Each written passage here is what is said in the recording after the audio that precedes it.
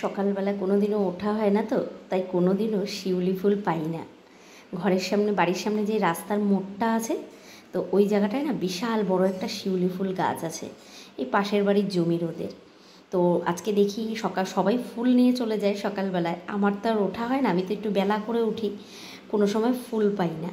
আজকে উঠেছি তো সেই 6:30টার থেকে জাগা, 6টার থেকে 5:30টার থেকে 5:30টার থেকে জাগা, উঠি করতে করতে তোমাদের দাদাভাই গেল 6টার সময়। আর বললাম না কালকে বাপের বাড়িতে যাওয়ার আছে, তারপরে আমিও উঠে গেলাম। উঠে গিয়ে দেখি রাস্তার মধ্যে এতগুলো শিউলি ফুল পেয়েছি। আজকে অনেক দিন বাদে, মানে এই প্রথম এই শিউলি ফুল আজকে ঠাকুরকে দেব। কি ভালো লাগছে না? আর কালকে আরও বৃষ্টি পড়েছে, তো ফুলগুলো যেন একদম বড় বড় হয়ে গেছে ফুলগুলো, দেখেছো? আমি তুললাম, তুলে গামলা করে একেবারে ধুয়ে নিয়ে আসলাম, ধুয়ে তারপরে ঘরে রেখেছি ফুলটা।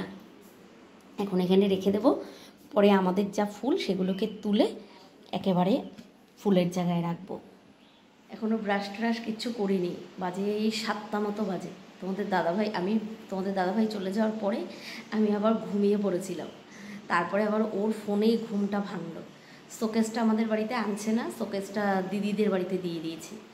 তো দিদিদের তো দেখেছো একটা আলমারি, তো ওদের বললাম বিক্রি করে দেওয়ার থেকে তুই রেখে দে শোকেসটা, তুই যদি পরে পারিস ওটাকে পায়া ঠিক করে নিবি আর রং করে নিবি।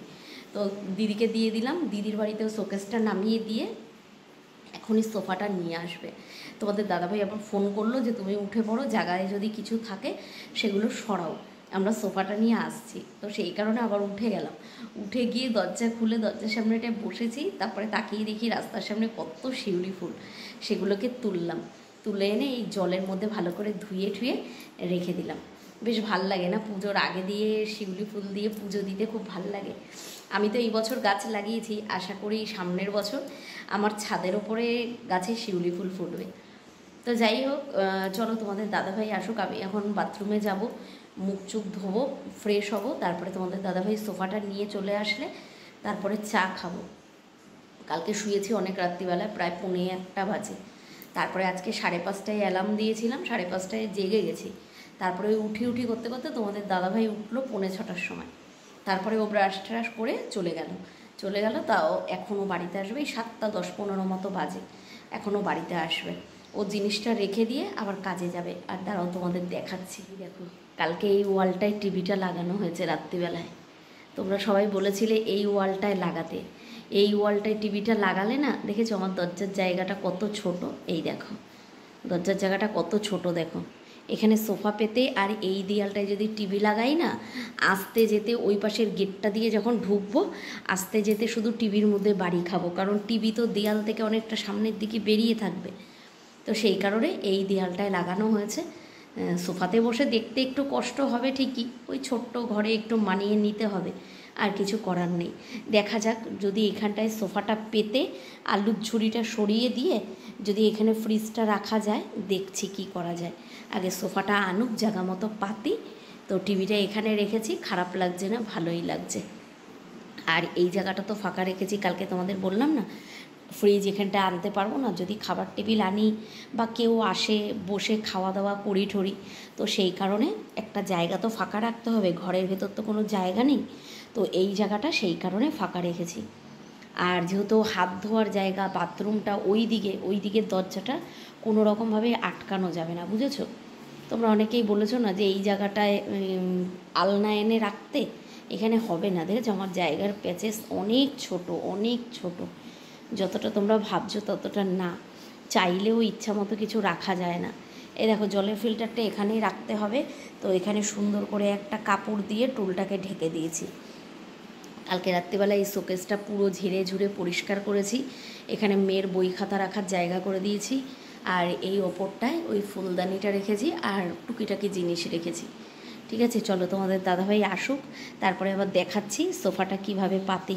ঠিক আছে, চলো। আবার কি করব, আবার একটুখানি বাথরুমে যাই, মুখ চুখ ধুয়ে ফ্রেশ হই, দিয়ে আবার একটু শুয়ে পড়ি। মানে ঘুম থেকে উঠলে না, মানে কিছুক্ষণ একটু শুধু ঝিমঝিম পায়, শুধু ঝিমঝিম লাগে।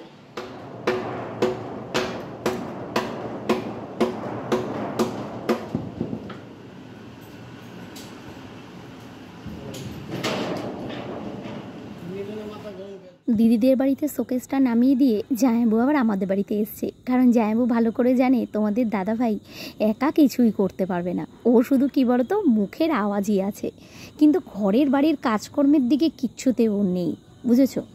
তো জামাইবু এসছে, জামাইবু এসেই তো আগে দেখলো এই গেটটা দিয়ে কোনো রকমভাবে, এই গেটটা আমাদের খুব ছোট জানো তো, এইটা দিয়ে সোফাটা ঢোকানোই যাবে না। তো সেই কারণে বললো ওই সিঁড়ির ঘরের দিক থেকেই তুলতে হবে। আর সিঁড়ির ঘরের ওইদিকে যেহেতু বাঁশের সিঁড়িটা করা রয়েছে, ওই বাঁশটাকেও একটু খুলে দিতে হবে। তো সেগুলোই জামাইবু ঠিকঠাক করছিল। আর দেখো বাপের বাড়িতে এখনও আমার এত জিনিস ছিল, এখনও তো আছে, মেশিনটা রয়েছে, আরও টুকিটাকি অনেক জিনিস রয়েছে। একটা সংসারের জিনিস তো আর কম না, জিনিসের আর শেষ নেই। তো আজকে অনেক দিন বাদে সোফাটাকে দেখছি, অনেক দিন না, বছর, প্রায় 2-2.5 বছর। আর সোফাটা আমার কী বলতো একদম ছিঁড়ে গেছে। এই দেখো নিচের দিকে দেখতে পাচ্ছ, নিচের যে কাপড়টা আছে না পুরো ছিঁড়ে গেছে। আমি আবার জামাইবুকেই বললাম এখানে সোফাটা রাখো, রেখে ওখানেই পুরো ওই সোফার ভেতরে যে জাজিম থাকে না, ওর গুঁড়োগুলো পুরো পড়ছিল।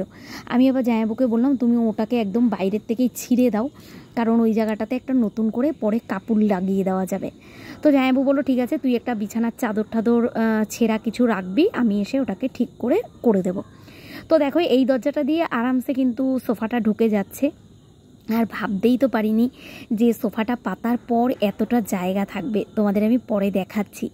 তো দেখো সোফাটা আমার আজকে প্রায় ধরো 9-10 বছর হয়ে গেছে সোফাটার বয়স। হ্যাঁ 10 বছর তো হবেই, কিন্তু ওই যে একটু যত্ন করে রেখেছিলাম বলে কিচ্ছু হয়নি। কিন্তু বাপের বাড়িতে দেখো কে আর পরিষ্কার করবে, মা তো আর পারে না অত কিছু জিনিস প্রত্যেক দিন পরিষ্কার করতে। এটা তো পুরো চাদর দিয়ে ঢাকা ছিল, তবু ঢাকা থাকলে একভাবে 2 বছর ধরে ওটাকে কোনো পরিষ্কার করা হয় না, কিচ্ছু না, নোংরা তো হবেই। দেখি পুরো কালার এটার চেঞ্জ হয়ে গেছে, এটাকে ভালো করে ঝেড়ে মুছে পরিষ্কার করতে হবে। এই দেখো জামাইবুকে বলেছিলাম ওটা বাইরের থেকে খুলতে, আর খোলেনি। এবার বলছে ঠিক আছে আমি ঘরেই এটাকে খুলে দিচ্ছি। সকালবেলা আমাদের ভ্যান গেছিলো, ভ্যান প্রথমে জামাইবুদের বাড়িতে শোকেসটা নামিয়েছে, আর তারপরে আমাদের বাড়িতে সোফাটা নিয়ে এসছে। তো জামাইবু চলে গেল, তোমাদের দাদাভাইও কাজে বেরিয়ে গেল, কারণ বললাম না তাড়াতাড়ি বেরাবে। এই দেখো আপাতত এখন সোফাটাকে এইভাবে পেতে রেখে গেছে, তোমাদের আমি ঘরে গিয়ে দেখাচ্ছি। এখানে সোফাটা যখন নিয়ে এসেছিলো পুরো নোংরা ভর্তি হয়ে গেছিলো একদম। তো আমি আবার সেগুলোকে কি করলাম, ঘরটা আগে ঝাড় দিলাম, দিয়ে বাইরের জায়গাটা পুরো ধুয়ে পরিষ্কার করলাম, রাস্তা টাস্তাগুলো ঝাড় দিলাম। তো তার মধ্যেই ভাবলাম যে জামা কাপড়টাও কাচবো, বাইরে এনে রাখলাম। আর এই কটা জামা কাপড় কালকে ভেজা ছিল, তো দেখলাম রোদ উঠেছে, সেগুলোকেও বাইরে দিলাম। এবার দেখো ঘরের দিকে যাচ্ছি, সিঁড়ির ঘরে সব বার করে রেখেছি, নোংরা ছিল অনেক, তো ওগুলোকে ঠিকঠাক করব। এদিকে সকালবেলায় তো একবার চা খেয়েছি, যখন সোফাটা নিয়ে আসলো তখন একবার চা খেয়েছি। এখন আবার আমার জন্য আর মেয়ের জন্য চা বসিয়েছি, বিস্কুট দিয়ে খাবো। আর এই দেখো, তো তোমাদের কথাই ঠিক হয়েছে, এখানে সোফাটা রাখার পর আমার কিন্তু দেখলাম একদম ফ্রিজ রাখার মতো জায়গা হয়ে গেছে। আমি একটু নিশ্চিন্ত হলাম যে চলো ফ্রিজটা এখানেই হয়ে যাবে, ঘরে রাখতে হবে না, তোমাদের কারোরই পছন্দ হয়নি ঘরে ফ্রিজটা। তো চলো আমার এখানে জায়গায় হয়ে গেছে, তবে আজকে আর আনছি না। তো ওটাকে একেবারে সোফাটাকে ঠিকঠাক করে পরিষ্কার পরিচ্ছন্ন করে নিই, তারপরে ফ্রিজ তো পরিষ্কারই আছে, ওটাকে টেনে শুধু বারান্দায় নিয়ে চলে আসতে হবে। আর শাশুড়ি মায়ের ঘরে যেই টেবিলটা আছে আমার মেয়ের বইয়ের টেবিলটা, তাহলে ওইটা নিয়ে এসে ফ্রিজের জায়গায় পেতে দিতে পারবো, তাহলে মেয়ের বই খাতাটা রাখতে সুবিধা হবে, শোকেসের ওপরটা জাম হয়ে থাকবে না। এদিকে চা খেতে খেতেই দেখি বেশ সুন্দর রোদ্দুর উঠেছে, তো সমস্ত দেখো কাঁথা কম্বলগুলো বাইরে তো দিয়েইছি, আর তার সাথে সাথে গাঁঠির থেকে কিছু জামা কাপড়ও রোদে দিয়েছি। আর নিচের জামা কাপড় এখনও কাচতে পারিনি, ওই দেখো ছাদেও অনেক জামা কাপড় আজকে রোদে দিয়েছি। তবে পুরোটা কমপ্লিট করতে পারিনি, কারণ একবারে পুরোটা দিয়ে নিলে ছট করে মেঘ করলে বৃষ্টি নেমে গেলে দিশা করতে পারবো না। কিছুটা দিয়েছি আর কিছুটা রেখেছি। আর আজকে চেয়ার দুটো বার করে তো রাস্তার দিকেও দেখো আমি বালিশগুলোকে রোদে দিয়েছি। আর যেহেতু এখন পুজো না, মিউনিসিপ্যালিটির থেকে লোক এসে পুরো আমাদের এই রাস্তাটা একদম পরিষ্কার করে দিয়ে গেছে, বাড়ির সামনে লাইটও লাগিয়েছে, বেশ একটা পুজো পুজো ফিল আসছে। মেয়েকে দোকানে পাঠিয়েছিলাম, চা খাওয়ার পরে মেয়ে দোকানে গেল, এখন সকালের টিফিনটা করব। আর ঘরের চালও বাড়ন্ত ছিল, তোমাদের দাদাভাই বললো যে আর কটা দিন বাদে একেবারে দোকান বাজারগুলো তুলবো, আর 2 দিন বাদে, তো 2 দিন এইভাবে একটু ম্যানেজ করে চালিয়ে নাও। তো দোকান থেকে চাল আনালাম, আর একটু টুকিটাকি কিছু দোকান সদাই আনার ছিল সেটা নিয়ে আসলাম, আর সাথে ময়দা নিয়ে এসেছিলাম। অনেক দিন সকালের কোনো টিফিন বানাই না, তোকে মেয়েকে বলেছিলাম কি খাবি, তো চাউমিন খাবি, তো মেয়ে বললো না মা চাউমিন খাবো না, অনেক দিন একটু লুচি খাই না। তো সেই কারণেই বললাম যা তাহলে ময়দা নিয়ে আয়। আসলে আমাদের ঘরে এখন লুচি রুটি পরোটা এগুলো তো বন্ধ আছে, মেয়ের স্কুল হলেই এগুলো হয়, তো সেই কারণে ময়দাও ছিল না, ময়দা নিয়ে আসালাম। এদিকে আটা মেখে রেডি করে নিলাম, আর সাথে সাথে আলুও কেটে নিলাম, কারণ আলু ভাজা করব আর লুচিটা করব। সকালের টিফিনটা করে নিয়ে কলপাড়ের দিকে যাব, কারণ জামা কাপড়গুলো তো সকালের জলে কাচতেই পারিনি, ওগুলো 11টার সময় জল আসবে, সমস্ত কাচাকুচিগুলো করে নেব।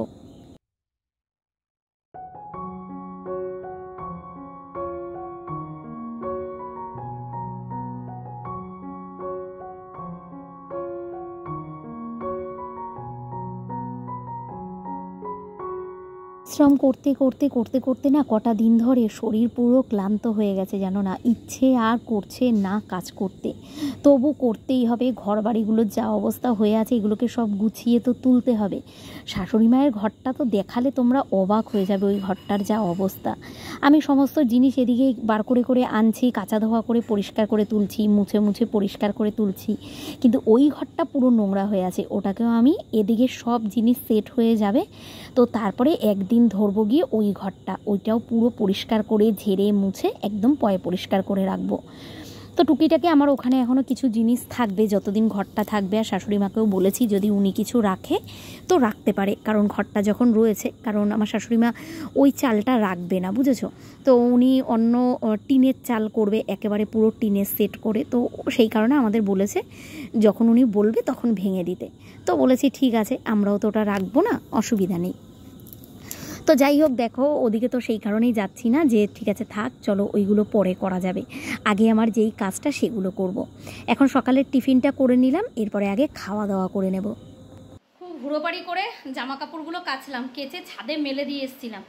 বাইরে যা মেঘ করেছিল, আগে সমস্ত কিছু তুলেছি। এই দেখো এতগুলো জামা কাপড় দিয়েছিলাম ছাদে, নিচে সব মিলিয়ে এতগুলো জামা কাপড় রোদে দিয়েছিলাম, তো সেগুলোকে সব নামিয়ে নিয়ে আসলাম। আর ছাদে গিয়ে সবে ভাবলাম বৃষ্টি হবে কি হবে না, জামা কাপড়গুলো মেলে দিয়ে আসি, তাহলে হাওয়ায় হাওয়ায় শুকিয়ে যাবে।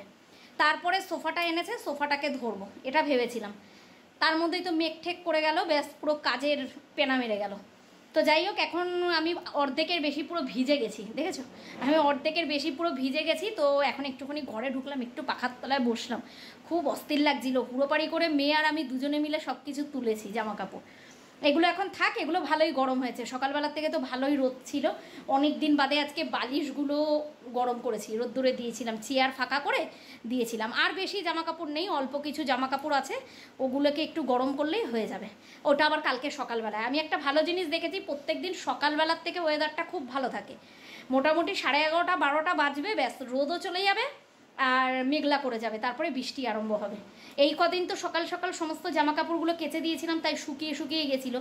আজকে তো আর সকালবেলা জামা কাপড় কাচতে পারিনি, এইগুলো সব রোদ্দুরে দিয়েছি বলে, সেই কারণেই আজকে জামা কাপড়টা রয়ে গেল। ছাদ থেকে আর তুলিনি, ভেজা জামা কাপড় আর কোথায় এনে রাখবো, ওই ছাদেই মেলে রেখেছি। ঝিরিঝিরি বৃষ্টি পড়ছে, ঝিরিঝিরি না ভালোই পড়ছে। মাছ বার করেছি, মাছটা এখনও বরফ ছাড়েনি, মাছটা একটু জলে ভিজিয়ে রেখেছি, এবার মাছটা কাটবো, এসে মাছের ঝোল আর ভাতটা রান্না করব। আর মাছ কেটে ভিজেই যাব এখন বৃষ্টির মধ্যে, একেবারে একটু গায়ে জল ঢেলে আসবো।